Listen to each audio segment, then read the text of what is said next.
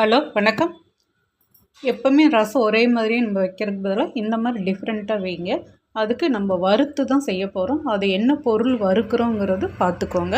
இப்போ வாணலி அடுப்பில் வச்சுட்டு அது காஞ்சது சீரகம் 1 ஸ்பூன், மிளகு 1 ஸ்பூன், ஒரு பச்சை மிளகாய், 4 வரமிளகாய். நீங்கள் எவ்வளோ ரசம் வேணுமோ அதுக்கு தகுந்த மாதிரி காரத்தை போட்டுக்கோங்க. அதில் 1 ஸ்பூன் துவரம்பருப்பு போட்டுக்கோங்க. வாசம் வர வரைக்கும் வருங்க. அது கூட ஒரு பெருங்காயம், கருவேப்பிலை, பூண்டு போட்டுக்கோங்க. லேசாக சூடானதையும் அதுக்கு பின்னாடி இது போடுங்க. அதே மாதிரி தேங்காய் போட்டுக்கோங்க. துருவின தேங்காய் போட்டு நல்லா வறுத்து எடுத்துக்கோங்க. பாருங்கள், இது நல்லா வறுபட்டுருச்சு. இது ஆறுன பின்னாடி மிக்சியில் அரைச்சி எடுத்துக்கலாம். பாருங்கள், உங்களுக்கு எவ்வளோ புளி வேணுமோ அதுக்கு தகுந்த மாதிரி கரைச்சி எடுத்துக்கோங்க. அது இதில் ஊற்றிக்கோங்க.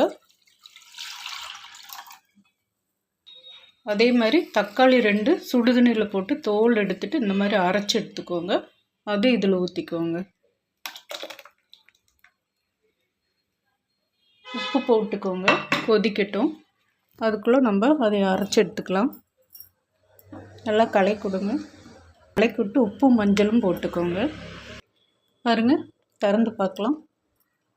நல்லா கொதிக்குது. இந்த கொதிக்கும் போது நம்ம ஒரு பொருள் சேர்த்துவோம். அந்த சேர்த்துற பொருளில் தான் ரசம் ரொம்ப டேஸ்ட்டாக இருக்கும். அது என்னென்னா சாம்பார் தூள் தான், வேறு எதுவும் இல்லை. பாருங்கள், சாம்பார் தூள் சும்மா ஒரு 1/2 ஸ்பூன் போட்டிங்கன்னா போதும். அதை நல்லா கலக்கி விடுங்க. கலக்கி விட்டுட்டு இப்போ நம்ம அரைச்சிருக்கோம்ல, வறுத்து அரைச்சிருக்கோம்ல, அது இதில் போட்டுக்கலாம்.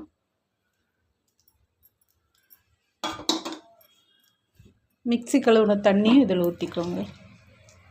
உப்பு காரமெல்லாம் பார்த்துக்கோங்க. பாருங்கள், திறந்து பார்க்கலாம். கொதிக்குது. இப்போ இதை இறக்கி வச்சுட்டு தாளிச்சுக்கலாம். கடுகு, இங்கே வெந்தயம், கருவேப்பிலை,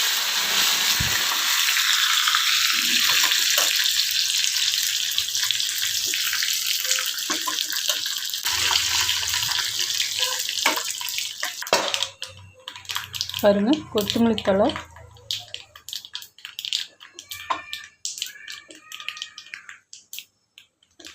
தாளித்தது இதில் கொட்டிடலாம்.